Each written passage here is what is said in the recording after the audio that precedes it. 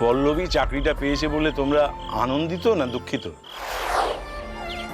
একটু না, বড় করে খাও না।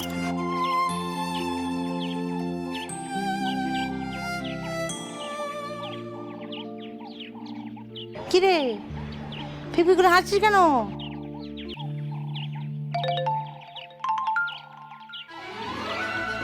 আরে আদি কখন এলে? এই তো এলাম। পল্লবীকে ঠিক মতো নামিয়ে দিয়ে এসছো তো? হ্যাঁ, একদম সঠিক জায়গায় নামিয়ে দিয়েছি। চা খাবে? খাওয়ালেই খাবো। আপনি এক কাজ করুন, আপনি চা বানান, ততক্ষণ আমিও মিঠিকে খাইয়ে দিচ্ছি, কেমন? পারবে? হ্যাঁ, খুব পারবো। আচ্ছা নাও ধরো, বসো। এই তো কে খায় কে খায়? আমি এই উচ্ছেটা খাবো না, খুব তেতো। আরে বাবা, এই উচ্ছেটা জীবের জন্য তেতো, শরীরের জন্য মিষ্টি। যত বেশি উচ্ছে খাবে তত জোরে দৌড়াবে। দেখি করো। খাবে না তো? ঠিক আছে, আমি ভেবেছিলাম এই পুরো খাবারটা তুমি খেয়ে নিলে তোমার জন্য একটা বড় চকলেট এনে দেবো, কিন্তু আর হলো না। থাক। এই তো লক্ষ্মী মেয়ে। এই তো। আচ্ছা মিঠি, আমাকে একটা কথা বলো, তুমি তোমার মাম্মামকে কিছু বলোনি? মানে আমি যে তোমার কাছ থেকে ফোন নাম্বার নিয়ে তোমার মাম্মামকে ফোন করলাম। না বলিনি, মাম্মাম তো তোমার উপরে সব সময় রেগে থাকে, বকে। যদি আরো বকা খাও সেই ভয় বলিনি। বাবা, এইটুকু মেয়ের কি বুদ্ধি দেখো। হ্যাঁ, কিন্তু তুমি কি ভুল করেছো শুনি যে মাম্মাম সব সময় তোমার উপরে রেগে থাকে? আসলে আমি তো এই নিন দাদা।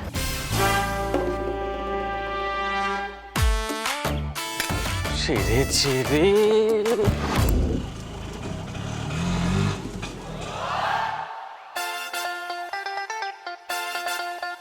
মিঠি মা, এসো না, জানতে পারলে আমাকে আবার ঝাড় দেবে।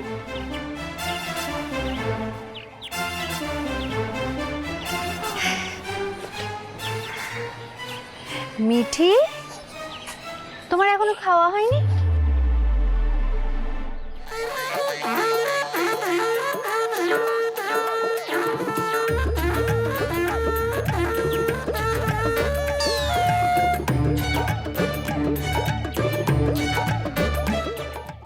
কি হয়েছে মিঠি? এরকম মিঠি মিঠি হাসছো কেন? কিছু না মাম্মাম। কিছু নয়? ঠিক আছে, তাহলে কিছু নয়।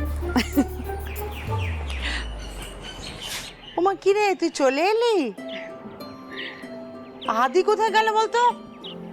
চা খাবে বললো, পালিয়ে গেল কোথায়? ও আবার এসেছিল?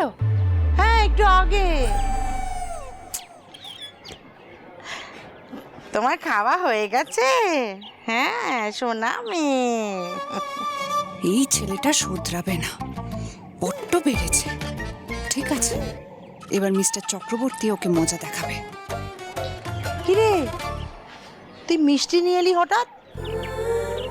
ভেবে বলো দেখি, কেন আজ আমি হঠাৎ মিষ্টি নিয়ে এসেছি? কেন? দাঁড়া, বৌদিকে ডাকি। বৌদি, ও বৌদি। হ্যাঁ, কি হচ্ছে গো? কি হচ্ছে? চাকরিটা আমি পেয়ে গেছি। কি? সত্যি? ঠাকুর তুমি আছো? এর চেয়ে আনন্দের খবর আর হয়ই না পল্লবী। মিষ্টি খাওয়াও, চট করে মিষ্টি খাওয়াও। তার জন্য তো মিষ্টি নিয়ে এসেছি সবার জন্য। দাঁড়াও, ঠাম্মিকে খবরটা দিয়ে আসি। ঠাম্মি, কি রে?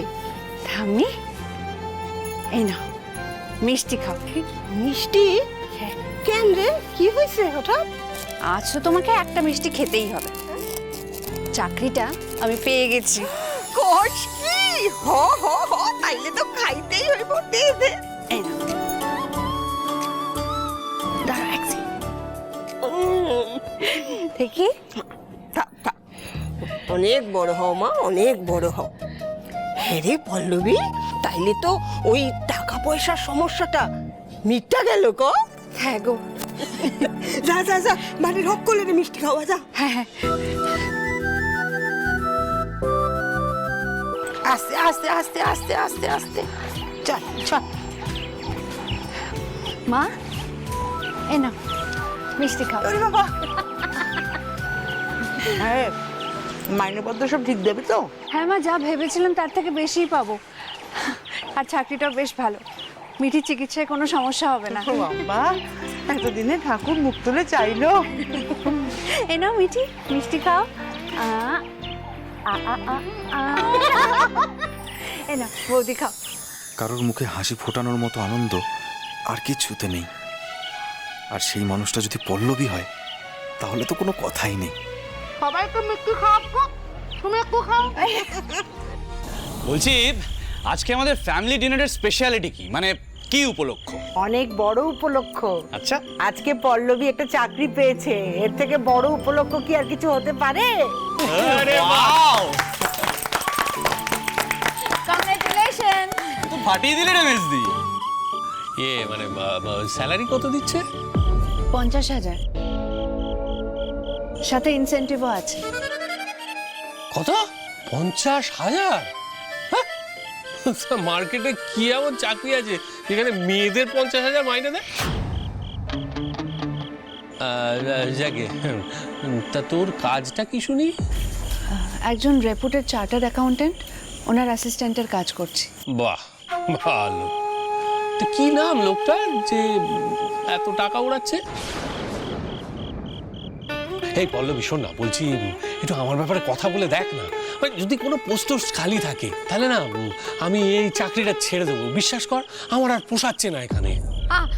আজকের দিনে তোমাকে এসব কথা বলতেই হতো না। মেয়েটা নিজের যোগ্যতায় চাকরিটা পেয়েছে, কোথায় সবাই একটু আনন্দ করব, তা না। তুমি এত খুঁচিয়ে খুঁচিয়ে প্রশ্ন করছো কেন বলো তো?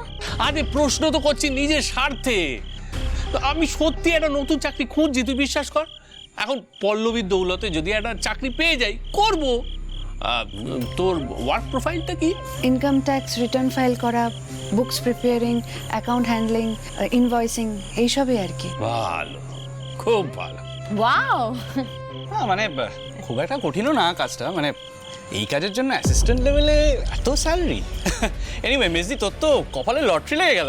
অ্যাশ কর, অ্যাশ কর। আমি না বুঝতে পারছি না, পল্লবী চাকরিটা পেয়েছে বলে তোমরা আনন্দিত না দুঃখিত? একটা কথা আমি না বলে পাচ্ছি, আমাদের বাড়ির মেয়েরা কিন্তু সবসময় আমার বাড়ির ছেলেদের পাশে থেকেছে, কাঁধে কাঁধ মিলিয়ে লড়াই করেছে, ভালো সময় খারাপ সময় বাছবিচার না করে তাদের সঙ্গ দিয়েছে। তার পরিবর্তে এ বাড়ির ছেলেরা তাদের জন্য কতটুকু করতে পেরেছে?